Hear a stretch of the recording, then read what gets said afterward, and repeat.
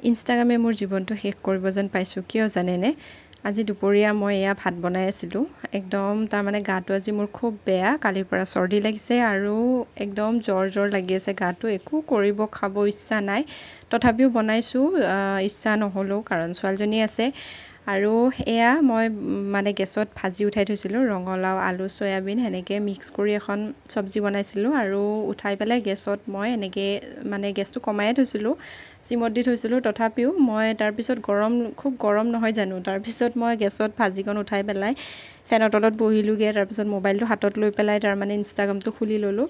তাৰপিছত আৰু কি হ'ব, এটাৰ পিছত এটা ৰীল চাওঁতে স্ক্ৰল কৰোঁতে তাৰপিছত অলপ গোন্ধ পাইছোঁ, গোন্ধ ওলাইছে। সেইফালে তাৰমানে মোৰ ভাজি জ্বলি একেবাৰে গোন্ধ ওলাই গৈছে। এয়া চাওকচোন, একেবাৰে মানে কি যে হ'ব নহয়, সঁচাকৈ মোবাইলৰ যে একদম লট লগাটো একেবাৰে বেয়া। আৰু এয়া চাওকচোন, একেবাৰে মানে ভাজিখন কেনেকৈ খাওঁ বাৰু এতিয়া। উপায় নাই, কিবাকৈ অকণমান খাব লাগিব, নেমু চেমু চেপি হ'লেও। আৰু সেয়া দেখিছেনে, আপোনালোকক দেখুৱাই দিছোঁ। এয়া চাওকচোন, একেবাৰে তাৰমানে চয়াবিন জ্বলি একেবাৰে অৱস্থা নাই। ইফালে আলুও জ্বলি একেবাৰে মানে গোন্ধ ওলাই গৈছে। সঁচাকৈ বহুত বেয়া, একদম মানে মোবাইলৰ অভ্যাসটো সঁচাকৈ বেয়া। ইনষ্টাগ্ৰামটো খুলি ল'লে প্ৰায় এনেকুৱাই হয় মোৰ লগত।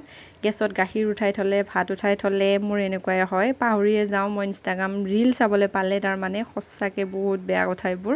কাৰ এনেকুৱা হয় বাৰু ক'বচোন দেই, কমেণ্টত জনাব। সঁচাকৈ বেয়া লাগিছে একদম। মানে এতিয়া এনেই মোৰ গা বেয়া, একো বনাব ইচ্ছা নাই। তথাপিও দেখিছেনে এইবোৰ কি হ'ল তাৰমানে।